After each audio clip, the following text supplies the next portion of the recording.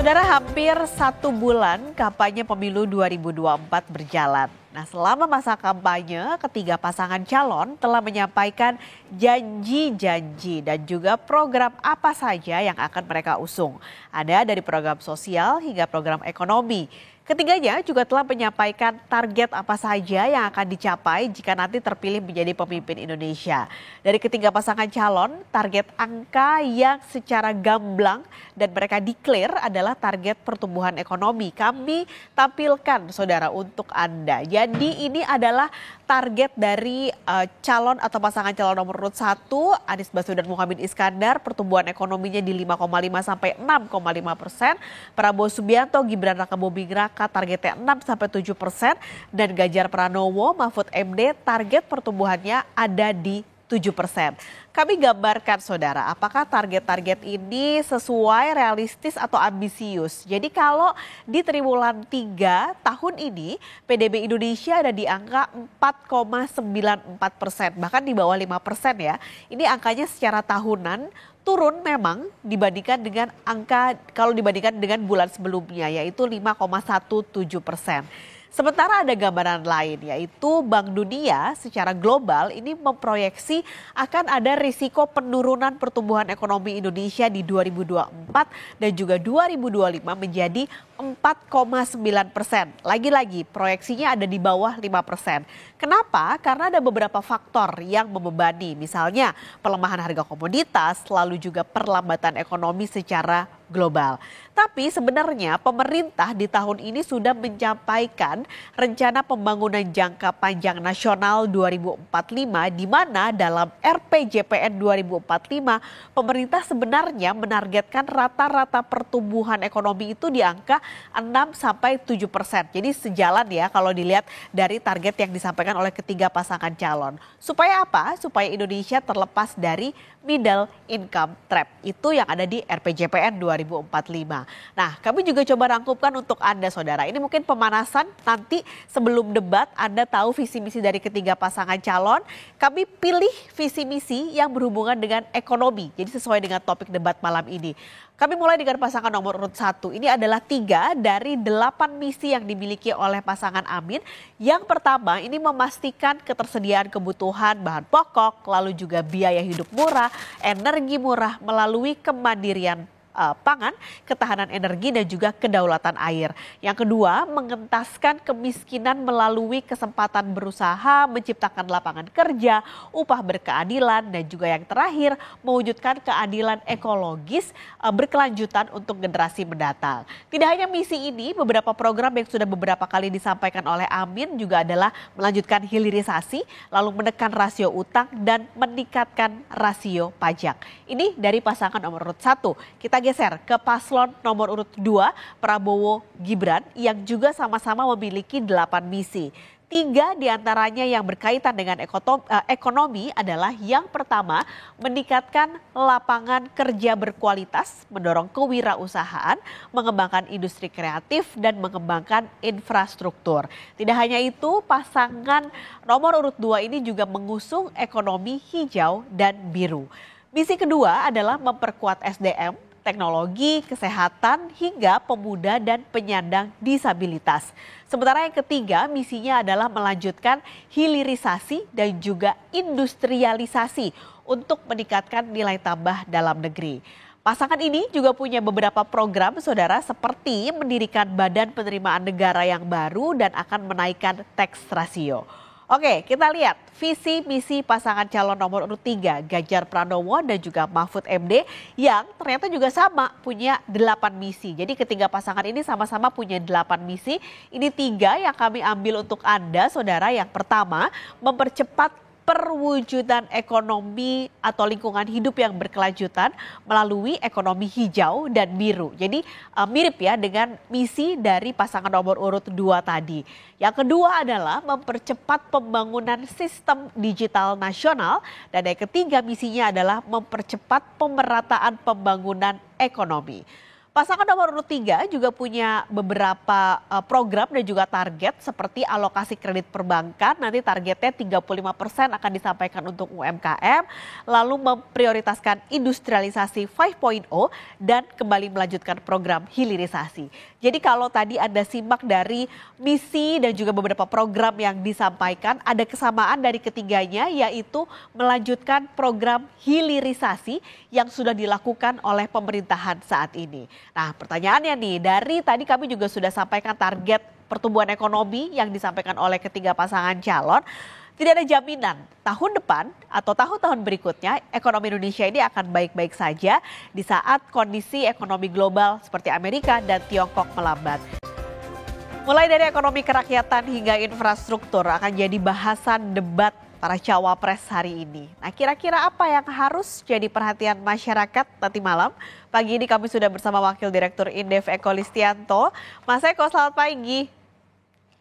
Ya, selamat pagi Mbak Paskalis. Oke, ini temanya cukup banyak untuk ekonomi di malam ini. Menarik karena ketiga cawapres sebenarnya tidak ada yang backgroundnya ekonomi. Jadi kira-kira apa yang harus diperhatikan oleh masyarakat ketika nanti malam cawapres ini akan berdebat? Ya, baik ya. Jadi ya memang para cawapres ini tidak ada yang backgroundnya ekonomi ya, tapi saya juga yakin ya dengan berbekal pengalaman mereka, terus kemudian juga ya semuanya sebetulnya adalah para pejabat begitu ya. Artinya mereka saya rasa sih cukup paham juga ya isu-isu ekonomi begitu Mbak Paskalis, karena kan isu ekonomi adalah isu-isu keseharian gitu. Memang tantangannya salah satunya adalah karena topik yang akan dibahas di dalam debat ekonomi nanti malam cukup banyak ya. Jadi itu yang akan menjadi challenge buat para cawapres ini begitu ketika mereka backgroundnya tidak langsung dari katakanlah ya studinya di ekonomi begitu, tapi kemudian harus membahas tema-tema yang cukup banyak begitu yang berkaitan dengan ekonomi. Nah, ini tentu butuh strategi ya bagaimana memfokuskan begitu. Dan juga mungkin yang apa ya yang lebih bisa dicerna juga begitu kan oleh para masyarakat secara umum begitu ya. Itu akan mungkin lebih menarik begitu buat dibahas secara lebih dalam begitu. Oke, bisa diperhatikan dan bisa dipahami masyarakat, apalagi nanti sebenarnya waktunya tiap cawapres kalau dalam setiap segmen ini kan singkat ya Mas, per orang hanya bisa 2 menit untuk pendalaman visi misi. Waktunya singkat, jadi kira-kira apa yang harusnya bisa dimunculkan oleh para calon wakil presiden ini? Benar ya, kalau saya baca dari visi misi para ini ya capres dan cawapres yang sudah disampaikan di KPU itu memang dokumennya tebel-tebel dan Ya. cukup banyak sebetulnya isu ekonomi di dalamnya.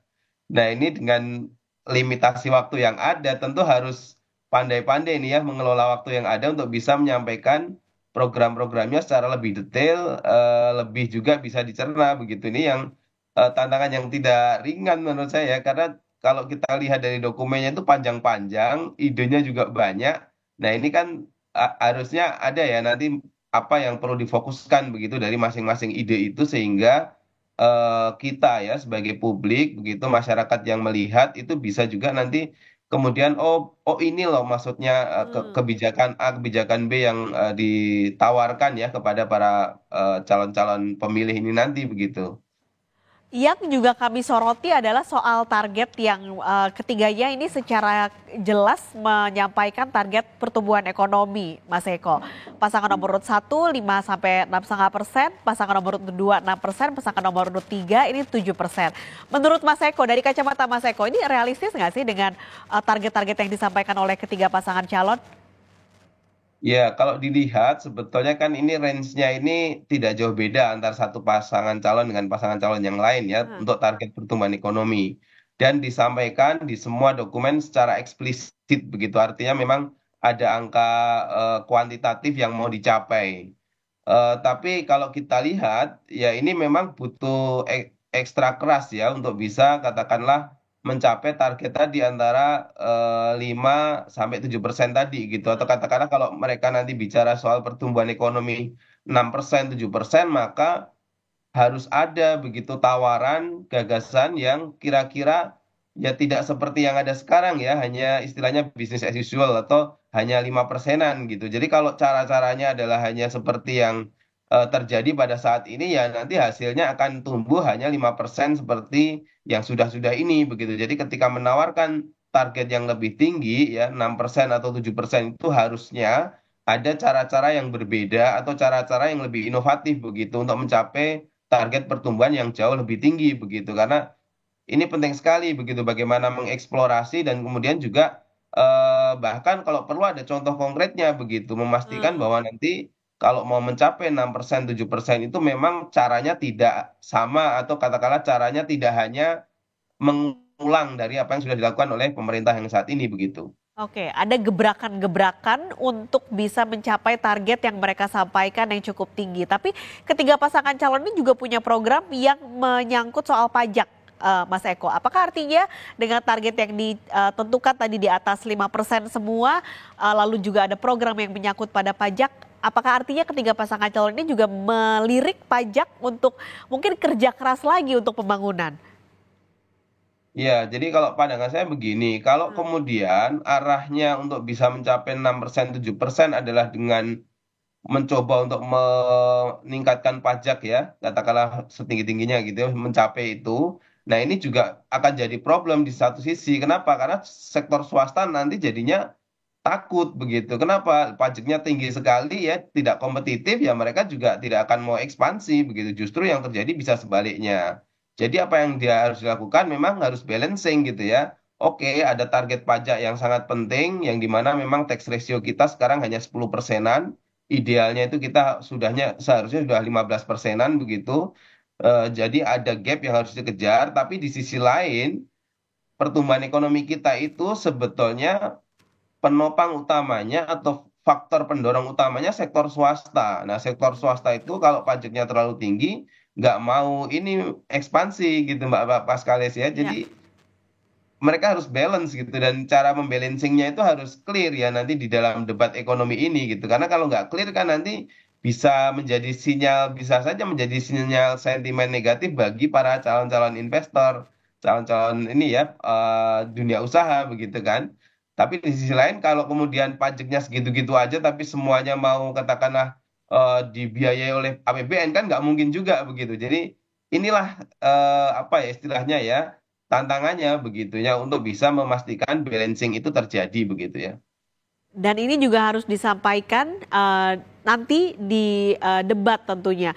Mas Eko, tapi selama kita mendengar di masa kampanye ini ada beberapa hal yang mungkin berbeda pendapat antara satu paslon dengan pasangan lain yang terutama adalah soal IKN. Sebenarnya isu IKN ini pentingkah nanti dijadikan bahan pertimbangan oleh pemilih dan juga jadi bahan pembahasan dalam debat nanti malam, Mas Eko? Ya, salah satu tema ya atau subtema begitu dalam debat ekonomi nanti malam adalah isu infrastruktur dan isu perkotaan. Juga ada isu APBN, APBD ya. Jadi ini sangat relevan kalau IKN kemudian diangkat lebih jauh ya di dalam debat ekonomi apalagi narasi pembangunan IKN ya terutama dari pemerintahan Pak Jokowi ini kan tidak sekedar kota pemerintahan ya tapi memang kutub pertumbuhan ekonomi baru begitu diharapkan kan begitu ya dengan hitung-hitungan teknisnya ya menghasilkan peningkatan PDB dan lain-lain begitu ya. Nah ini eh, ada yang men-challenge kan ya salah satu pasangan kan menolak itu. Nah apa gagasannya kira-kira begitu ya nanti harus tereksplorasi juga begitu di dalam debat. Saya rasa ini juga IKN isu penting begitu. Jadi memastikan apakah hal yang mau dibangun ini memang punya impact ekonomi yang luas, yang tinggi atau mungkin ada challenge dari eh, penantang kira-kira begitu ya. Alokasi misalkan nih anggarannya kan diperkirakan hampir 500 T gitu ya. Ya.